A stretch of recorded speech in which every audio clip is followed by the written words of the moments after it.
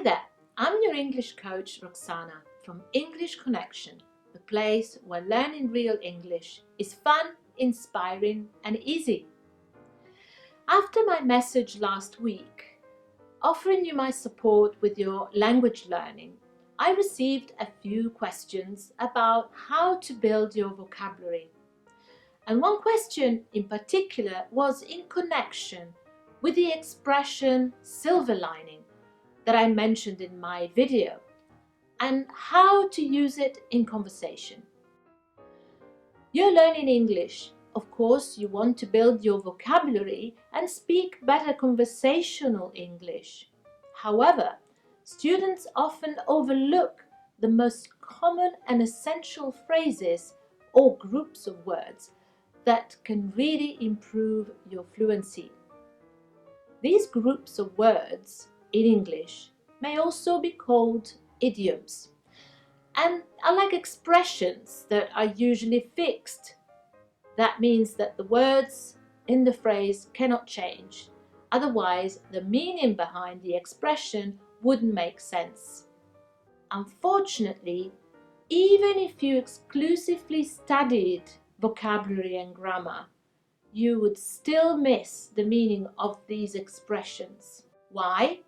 Because they are linguistic metaphors, often specifically connected to one particular language and can't be translated in your mother tongue word for word. But they are easier to learn and remember because they are figurative, which is great news. And the other great news is these idioms make up about 40% of the English language. If you haven't already started learning these expressions, perhaps now is a good time to do so. Are you ready to learn how to say them and become more fluent? Let's go!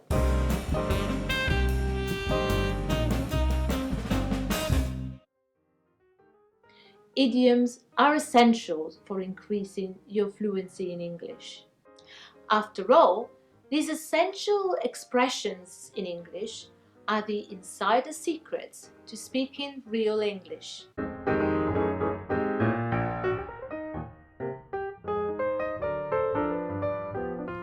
Let's start with silver lining to answer the question I received. Learning essential expressions in real English during lockdown will have you sounding fluent fast. So there's a silver lining for you. Actually, the full expression is every cloud has a silver lining. And it means that every sad or difficult situation has a comforting and more hopeful aspect. We can use it to encourage a person who is overcome by some difficulty and is unable to see the positive way forward. This idiom goes back to 17th century literature, and it comes from a poem by John Milton, who first used this expression to explain that difficult times are like dark clouds that pass overhead and block the sun. But when we look more closely at the edges of every cloud, we can see the sun shining through, which creates a beautiful visual silver lining. There are different ways of expressing it in a sentence. In full, for example, every cloud has a silver lining. Now that we can't go out anymore, we can save a lot of money. Or, if there's a silver lining to losing my job, it's that now I'll be able to go to college full-time and finish my degree earlier. A similar phrase that you can use instead is a blessing in disguise. A blessing in disguise. And this phrase has the same meaning, and of course they're both interchangeable. When we say that we're making the most of something, we're talking about efficiency. It's about getting as much as you possibly can within the limits that are in force in a certain situation. So imagine that you have one day out in a big city on holiday, let's say London. You want to make sure that you make the most of your day and want to see as many places as possible. For example, you choose all famous sites that are in the same area. So you organize your day in a way that helps you make the most of your limited time and get the maximum possible within your day. The way it's used in a sentence is, we are lucky to have a dog, so we have an excuse to go out during lockdown. Let's make the most of it. At the other end of the scale, take your time implies not hurrying something.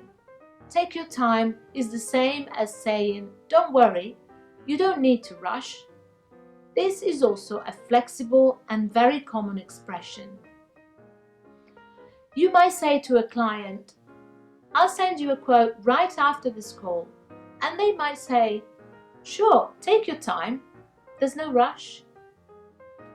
Other examples are, you can take your time on a phone call, or they can take their time sightseeing.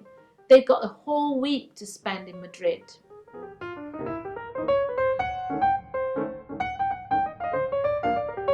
Like many native English speakers, I use this expression a lot.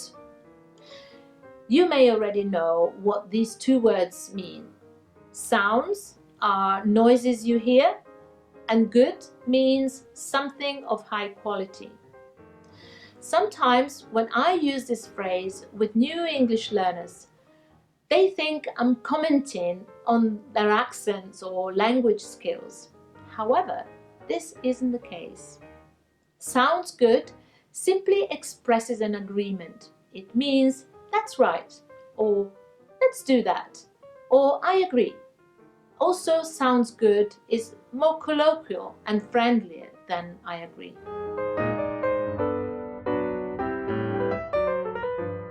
Like many of the colorful expressions that you can use to enrich your speech, this one is one of my favorite, to think outside the box. And that means to think unconventionally, creatively, and explore new, non-conventional ideas. For example, if you want to succeed in this highly competitive economic environment, you have to think outside the box.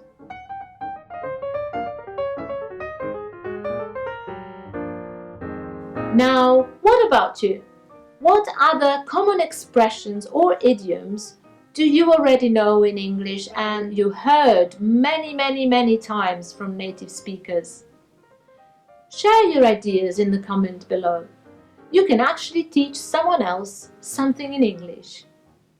So share them with us. Thank you for learning English with me today. See you next time.